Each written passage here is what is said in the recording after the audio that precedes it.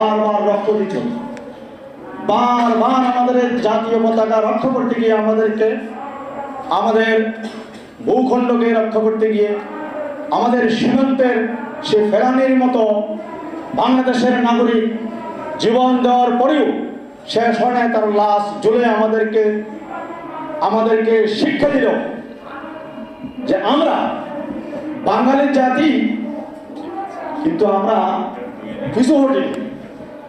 24 সালে আমরা বাংলাদেশের নাগরিক, আমাদের ছাত্র সমাজ দেখাই দিল বাংলাদেশ একাই পারে তার স্বাধীনতার সার্বভৌমত্ব রক্ষা করতে কারোর সহযোগিতার প্রয়োজন নেই।